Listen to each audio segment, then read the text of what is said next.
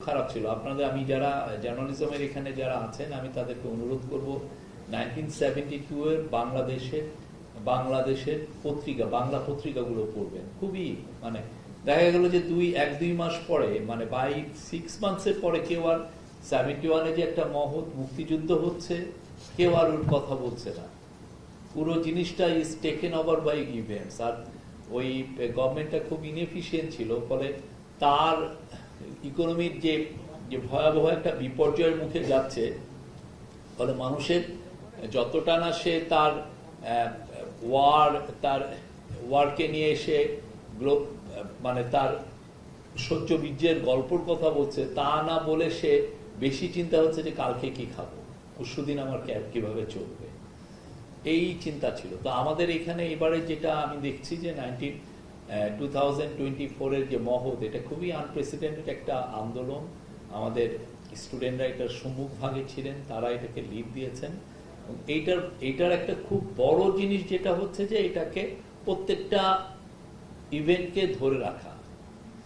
কেউ এসে ক্লেম করতে পারবে না যে না আমি এটা করেছি বা আমি ওইটা করেছি। সবাই জানে কে কি করেছে, কার অবস্থান কি ছিল, এবং ডকুমেন্টেশন গুলো খুবই ব্রিলিয়ান্টলি হচ্ছে। আমি বলবো যে একটা হচ্ছে ডিজিটাল আর্কাইভিং এ হচ্ছে, কিছুটা ফটোর যে কত ফটো তুলেছেন আমাদের ফটোগ্রাফাররা, তারপরে হচ্ছে অনেকে অনেকভাবে লিখেছেন, কেউ ফেসবুকে লিখেছেন, কেউ বইয়ে লিখেছেন, কেউ, এবং আপনি দেখবেন যে এখন বই আসছে, প্রথম যে বইগুলো আসছে সেগুলোর কোয়ালিটি নিয়ে কথা থাকলেও সামনে আরো বই আসবে।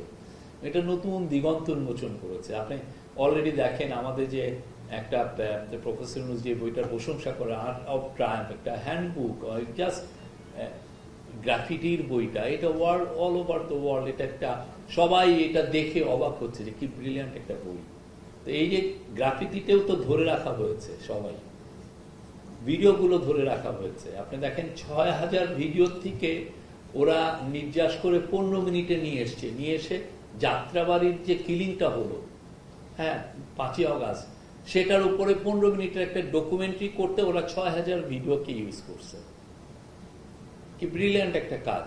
তো আমাদের এই যে এর ফলে যেটা হচ্ছে যে কারা কারা এই অন্যায় ছিল, কারা কারা এই ভয়ঙ্কর একটা মানে গণহত্যা আমাদের উপর চাপিয়ে দিল, সেগুলো কিন্তু খুব ওয়েল ডকুমেন্টেড। কেউ এসে বলবে যে না আমি ওখানে এর মধ্যে আমি ছিলাম না, আমি এখন সাধু, যেটা 1971-এর পরে যে ঘটনাগুলো ঘটেছে, বিকজ ডকুমেন্টেশন নাই, মানুষজন পার পেয়ে গেছে।